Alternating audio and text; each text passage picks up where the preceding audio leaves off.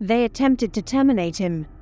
They attempted, but were unable, to put out Burkina Faso's light and hope. The beacon of defiance, Ibrahim Traoré, continues to stand, unfazed and unbroken in the face of overwhelming odds. President Traoré is not passively waiting for the next attack to occur in the wake of the attempted coup. He has taken determined, unrelenting action to ensure not only his own survival, but also his country's future. There have already been two significant choices made. First, by strengthening defenses like never before, he has improved Burkina Faso's internal security. However, the second, it's much bolder. He has looked to Russia, a nation with a strong and defined past, to support him in his battle against the covert forces responsible for the coup. What precisely is Russia providing, one wonders? Having Russia as a partner could be the difference, while facing such powerful adversaries. Let's take a closer look at the plan and collaboration that have the potential to alter history. Ibrahim Traoré's government has been on high alert ever since the coup was only barely avoided, putting forth endless effort to make the president and the country more secure. However, Russian President Vladimir Putin was the one to offer his assistance as word leaked out of yet another coup attempt. This should come as no surprise to those who are listening. Due to their common goals of independence and sovereignty, Russia and Burkina Faso have been close allies for a long time. The international community was rocked by Traoré's own declaration in 2023 that Russia was a more trustworthy partner than France. Russia's relationship with Burkina Faso is one of mutual respect and benefit, in contrast to France, whose intentions have frequently been tainted by self-interest. The true tale, however, is in the past. A history characterized by Burkina Faso's exploitative relationship with France. France was regarded as the main defense partner for many years, purportedly helping to combat insecurity and providing military training to the Burkinabés. However, France's involvement in Burkina Faso caused more harm than good under the leadership of dishonest civilian leaders like Blaise Compaoré. France's engagement harmed the military rather than strengthened it. The Burkinabe army disintegrated under the oppressive influence of France as instability grew. Recently, President Macron asserted that France was responsible for the construction of the troops in the Sahel. However, what is the reality? Much darker. President Traoré, who is well versed in the military, has revealed the harsh realities of the Burkinabe military. What started out as a partnership turned into a disastrous agreement that put Burkina Faso at risk. The colonial past and an agreement made after Burkina Faso attained independence are the origins of this conflict. In this deal, Burkina Faso gave over its military sovereignty to France. Under the terms of the deal, France was allowed to send its instructors to train the Burkinabe military under the pretense of aid. It appeared to be a positive step on paper. In actuality, however, it was a death sentence for the military sovereignty of the nation.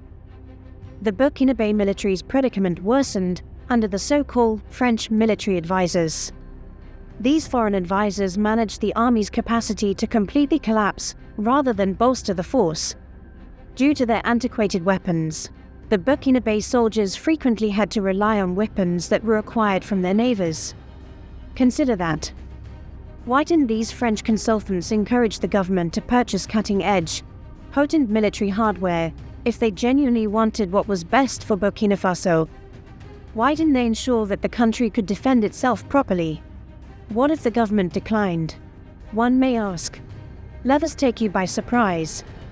In addition to failing to increase the military's power, these same advisors deliberately blocked Burkina Faso from acquiring the necessary munitions. They set restrictions on what weapons the nation could buy and where it could obtain them. And the administration of Burkina Faso, like a defenseless reptile shaking its head, helpless and obedient. What right does a foreign power have to dictate a sovereign nation's defense? It's quite embarrassing in addition to being perplexing. However, it doesn't end there. The Burkinabe army's men endured the most appalling living circumstances. They were without adequate food, good military equipment, or even a good place to live. Their salary? Scarce, just enough to get by. Is it any wonder that Traoré found a demoralized and broken army when he came to power? Soldiers who lack enthusiasm for their country and the resolve to battle. How could they possibly have a chance under those conditions? A small number of soldiers were occasionally dispatched to France for training. At first glance, it appeared to be a sincere attempt to strengthen and enhance the Burkinabe military. However, what is the reality? And it was much darker. These men were being trained as French spies in addition to current fighting techniques. Instead of being devoted to their own nation, they were raised to be loyal to France. Many of the people responsible for the havoc that is currently occurring in Burkina Faso received their training in France, if you pay close attention to it. The plan included all of this. A strategy to maintain French control over Burkina Faso. The final game. In order to guarantee Burkina Faso's continued reliance on France. A puppet regime in which the armed forces might be managed remotely. Thousands of innocent men, women, and children died needlessly as a result of France's tolerance of insecurity during this time. President Traoré realized the extent of the betrayal when he took office. Without hesitation, he severed the ties that had long held Burkina Faso together by terminating the colonial accord and expelling the French military. After being released from Western control, Traoré looked for fresh partners that had no hidden agendas.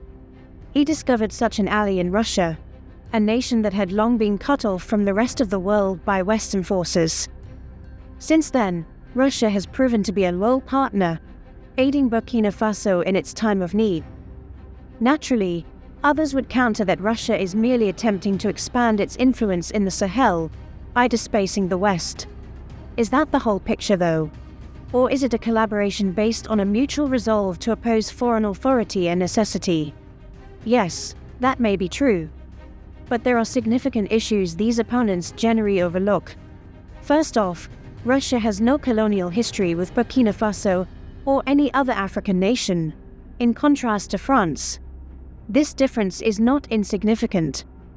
Russia lacks the colonial mentality of France, which still views Burkina Faso as its backyard and takes advantage of its inexpensive resources.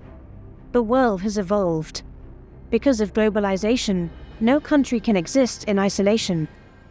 For nations to prosper, they must cooperate. However, as we have seen with Africa and the West, the true problem occurs when alliances are unbalanced.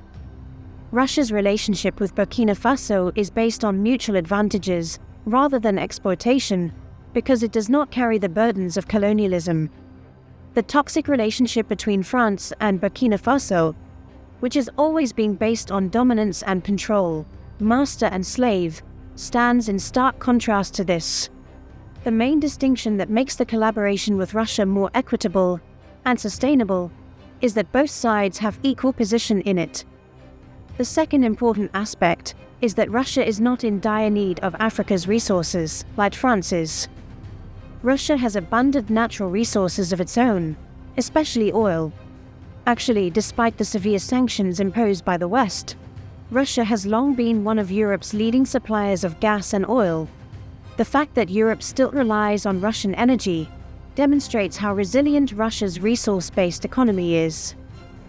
Conversely, France lacks substantial resources of its own. The loot of France's previous colonies was the foundation of its wealth. Once more, the foundation of Russia's alliance with African countries is mutual benefit. This is seen in the expanding accords based on genuine, shared interests between Russia and the AES nations. We never heard a word about France assisting Niger in developing its nuclear power for years, while France kept control of the country. Instead, France powered its homes, businesses, and economy by using the uranium from Niger to power its own nuclear power reactors. Add your voice to the total liberation of Africa by leaving a comment in the comments section below. Do not forget to like and subscribe for more informative videos like this one. Let's proceed. Niger remained in the background the entire time. However, A noteworthy event has occurred following the expulsion of France. A historic agreement to produce Niger's own nuclear power was just inked between Russia and Niger. This is where it becomes even more fascinating. Not only is Russia supporting Niger in strengthening its nuclear capabilities, but it's also instructing Niger's scientists and engineers on the difficult technicalities of nuclear power. This is what a real relationship is all about: sharing knowledge and benefiting each other. Furthermore, it doesn't end there. Motivated by Niger's audacious action, Burkina Faso and Mali have already inked comparable agreements. This is but one illustration of the numerous agreements that Russia has with these countries, all of which are intended to be advantageous to both parties. When we look at their policies, the differences between France's and Russia's approaches become even more pronounced. Russia follows a non-interference policy, in contrast to France. For a long time, the US, France, and other Western nations have thought they know what's best for everyone else. They continuously promote democracy while denouncing countries like China for their communist regime, claiming that their policies and beliefs are better. However, this is the fact. Today, no nation practices true democracy. For instance, democracy has existed only as a farce in Africa. The majority of African countries essentially operate as totalitarians, stifling dissent and manipulating elections. Therefore, it sounds hollow when the West promotes its democratic values. Russia has never imposed this system on these countries, and it is ineffective for Africa. The West's persistent meddling in African politics, culture, and economies has been motivated by their superiority complex. The transactional nature of the African-Western relationship is predicated on requirements that African nations must fulfill in order to obtain aid. Consider loans. African nations must comply with Western requirements when applying for loans from Western-dominated organizations such as the World Bank. The loan is withheld otherwise.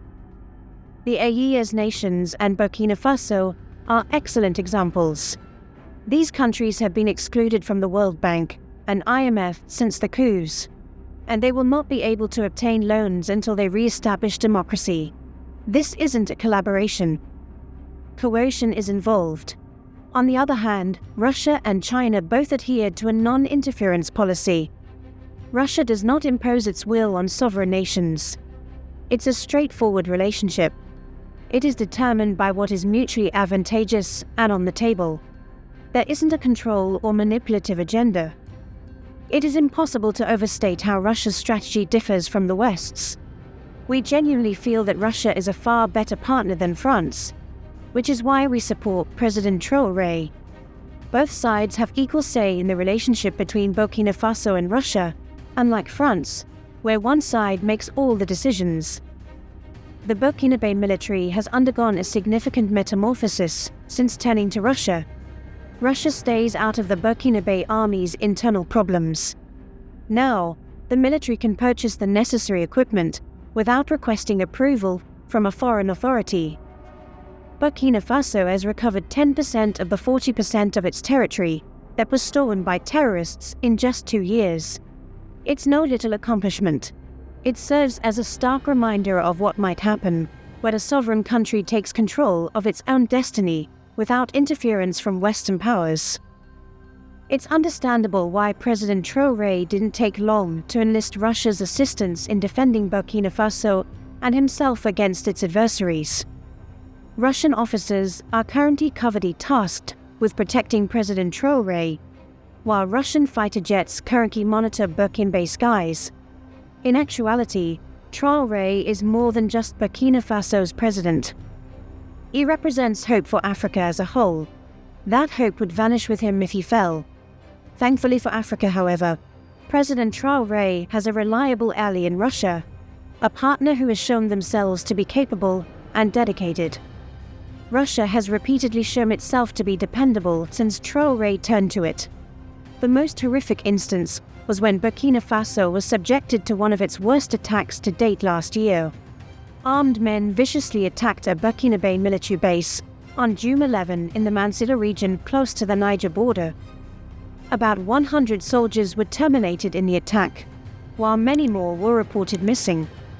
After being forced to leave Manila, hundreds of residents sought safety in nearby towns. The hit was catastrophic. According to the site intelligence group, which verified the attack, fighters broke into a military base in the town, terminated 107 troops, and seized control of the area. Who was responsible for this attack was the looming question. JNAM claimed responsibility just 5 days later. The organization shared unsettling videos of their fighters shooting in a secluded town while riding motorcycles online. In addition to pictures of arrested soldiers and a weapon display, another video showed the intense shooting surrounding the Burkina Army base. The June 11 attack was seen by analysts as one of the heaviest blows to the Burkina military since the insurgency initially broke out from neighboring Mali in 2015. It served as a sobering reminder of the unrelenting struggle Burkina Faso is facing and the pressing need for President Traoré's safety. Attacking people is reprehensible, but attacking the military and making the world aware of it is a whole different kind of aggression. Given the timing, only days after President Traoré's transitional government was extended, it is obvious that this was not just another rebel operation, and it is hard to rule out the possibility that foreign forces, notably France, may have been involved. The concept is not as unrealistic as it first appears. In order to keep its military presence in the Sahel, France has long been charged with aiding and even spearheading rebel organizations there. This is part of a calculated attempt to destabilize Burkina Faso and instill fear among the populace, as President Traoré noted. By assaulting the military, France sought to undermine Traoré's authority and the support he enjoys from the Burkina people by creating a narrative that the Burkina army was unable to defend the country and that foreign soldiers were required. But something much more concerning occurred the very next day, while the country was still in shock from this crushing blow.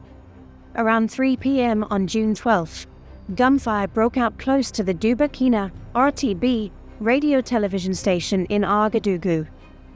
Cars covered in bullet marks and evidence of a projectile landing in the compound were left behind after a direct attack on the station, which was close to the presidential palace, where President Traoré was holding a meeting with his council of ministers. The damage was evident in an RTB video report and pictures that were making the rounds online. Even though the attack only caused 2 minor injuries, which the Presidential Health Service promptly treated, the message was clear. The RTB attack was not merely a building strike. Rather, it targeted the foundation of the nation's stability and government. It is obvious that outside forces tried and failed to remove President Traoré. However, we must concentrate on the aftermath. Russia promised to maintain its steadfast support for Traoré and Burkina Faso in the wake of this attack. Sergei Lavrov, the Russian foreign minister, publicly reaffirmed this pledge. Lavrov clarified at a Moscow press conference that Russian instructors have been working in Burkina Faso for a while and would continue to grow in number. Burkina Faso's military and law enforcement agencies have already benefited greatly from Russian training. Additionally, Russia will keep providing military hardware to support Burkina defense forces and help them defeat the militants wreaking havoc on the nation. Lavrov also conveyed Russia's appreciation for Burkina Faso's neutral position on the Ukrainian conflict, but his closing remarks were the most impactful. Russia is prepared to back Burkina Faso in its struggle to avoid neo-colonial rule. These words make it quite evident. Russia is determined to support Traoré's defense against the foreign powers who aim to overthrow him, as well as against the insurgents. Russia quickly fulfilled its promise in the wake of the June 11th attack and the emergence of rumors of a possible revolt inside the Burkina army. 2 rotations of aircraft carrying Russian instructors landed in Burkina Faso, according to an unnamed African diplomatic source. The source claimed that these jets originated from neighboring Mali, which shares close relations with Russia with Burkina Faso. The arrival of these instructors, a designation currently associated with former combatants from Russia's Wagner mercenary group, who have reorganized into a new organization called the Afrika Korps, was confirmed by another independent source. Russia's response is not merely symbolic. Rather, it is a calculated action that demonstrates their support for President Traoré's administration and Burkina Faso's sovereignty. These Russian educators have a much more important role to play in Burkina Faso than just providing military training. They are also there to defend President Ibrahim Traoré against the numerous people who want to see him overthrown. It is in Russia's best interest to keep Traoré in office. At a time when the West has imposed sanctions and attempted to isolate Russia on the international scene, he has been a staunch supporter of Russia. Burkina Faso's stability and Traoré's leadership are vital to Russia, and both sides will undoubtedly continue to cooperate to prevent chaos in Burkina Faso and to enable Traoré to continue to lead his people with honesty and determination.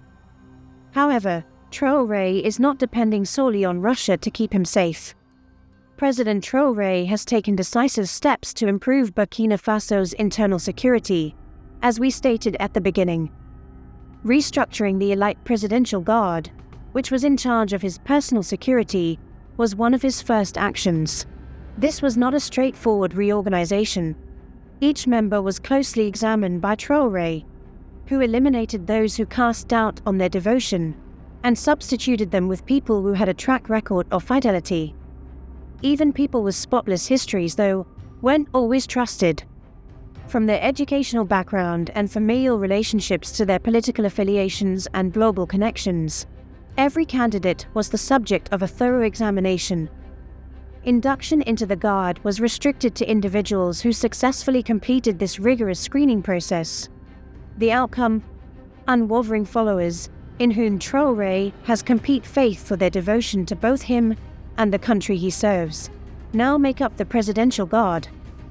President Traoré has strengthened his defenses with these actions and Russia's support. He now confronts his adversaries with a more powerful military, as well as a devoted, watchful guard. For the time being, it appears that the forces working against him will have a harder time succeeding. How do you feel about these developments? Tell us what you think in the comments section below. We explore the rich history, culture, and the ongoing struggle for sovereignty in Africa. Join us in this important conversation by subscribing to our channel. By subscribing, you're not just staying informed, you're becoming part of a movement dedicated to reclaiming Africa's rightful place on the global stage. Hit that subscribe button and turn on notifications so you never miss an episode. Let's work together to spread knowledge and inspire change. Thanks for watching.